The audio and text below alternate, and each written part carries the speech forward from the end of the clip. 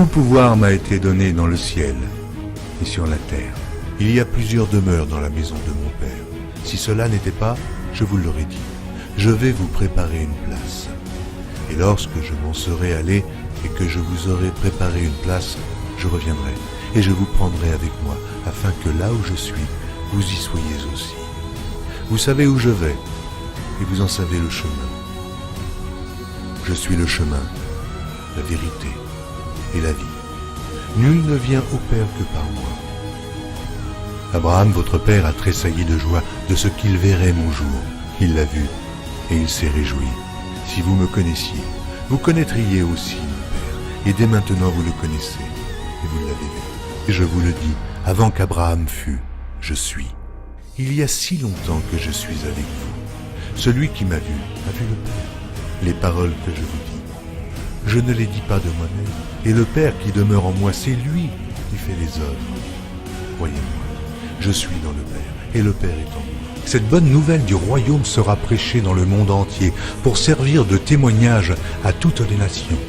Celui qui croira et qui sera baptisé sera sauvé, mais celui qui ne croira pas sera condamné. Je m'étonne que vous vous détourniez si promptement de celui qui vous a appelé par la grâce de Christ pour passer à un autre évangile. Aucun mensonge ne vient de la vérité.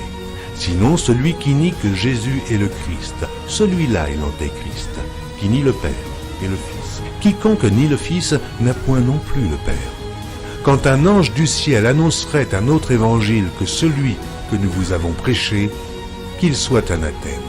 Moi, Jésus, j'ai envoyé mon ange pour vous attester ces choses. Je le déclare à quiconque entend les paroles de la prophétie de ce livre. Si quelqu'un y ajoute quelque chose, Dieu le frappera des fléaux décrits dans ce livre. Et si quelqu'un retranche quelque chose des paroles du livre de cette prophétie, Dieu retranchera sa part de l'arbre de la vie et de la ville sainte décrits dans ce livre. Ces paroles sont certaines et véritables. Et le Seigneur, le Dieu des esprits des prophètes, a envoyé son ange pour montrer à ses serviteurs les choses qui doivent arriver bientôt. Et voici, je viens bientôt. Heureux celui qui garde les paroles de la prophétie de ce livre.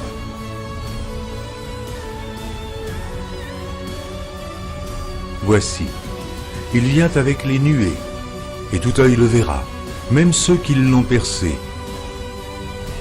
Et toutes les tribus de la terre se lamenteront à cause de lui. Oui. Amen.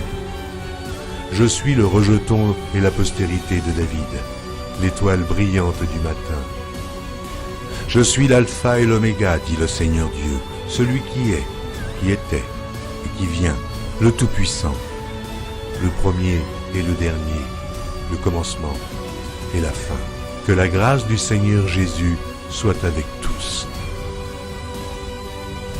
Moi, Jésus, je viens bientôt. Vous êtes d'en bas, moi je suis d'en haut. C'est pourquoi je vous ai dit que vous mourrez dans vos péchés. Car si vous ne croyez pas ce que je suis, vous mourrez dans vos péchés.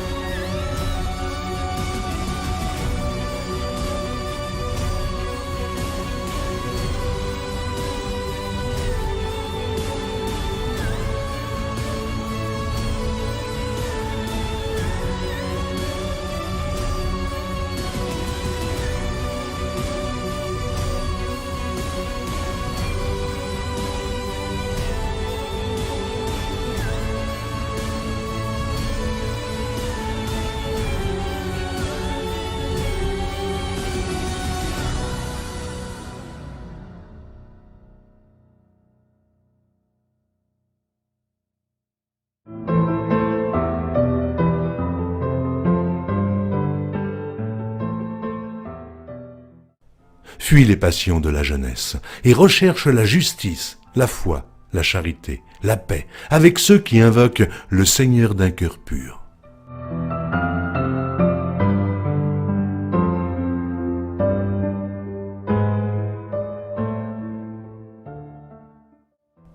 C'est en effet une grande source de gain que la piété, avec le contentement.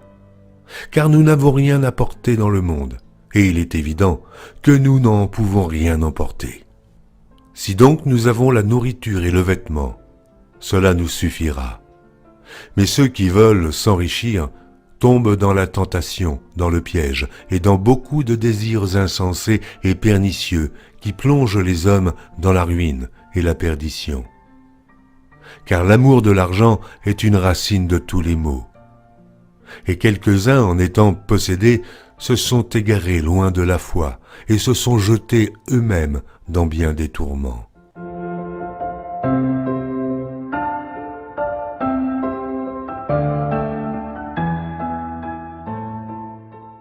Ne vous amassez pas des trésors sur la terre, où la teigne et la rouille détruisent, et où les voleurs percent et dérobent. Mais amassez-vous des trésors dans le ciel, où la teigne et la rouille ne détruisent point, et où les voleurs ne percent ni ne dérobent. Car là où est ton trésor, là aussi sera ton cœur.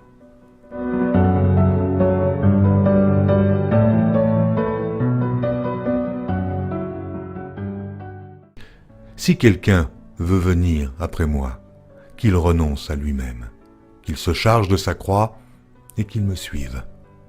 Car celui qui voudra sauver sa vie la perdra, mais celui qui perdra sa vie à cause de moi et de la bonne nouvelle la sauvera.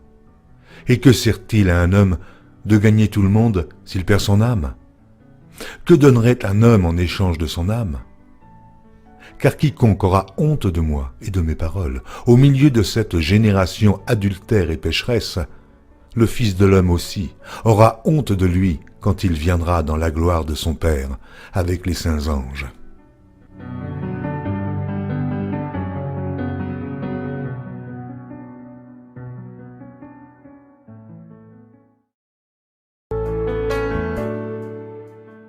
Adultères que vous êtes, ne savez-vous pas que l'amour du monde est inimitié contre Dieu?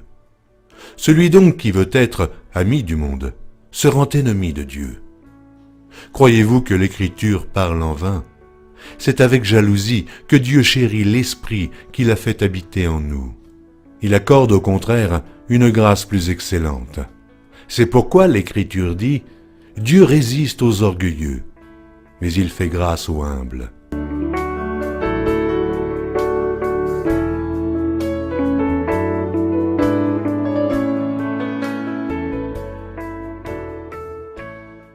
Ne vous livrez pas à l'amour de l'argent.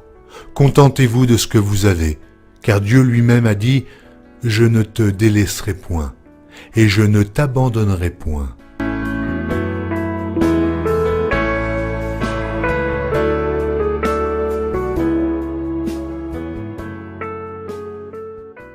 Recommande aux riches du présent siècle de ne pas être orgueilleux, et de ne pas mettre leur espérance dans des richesses incertaines, mais de la mettre en Dieu, qui nous donne avec abondance toutes choses pour que nous en jouissions.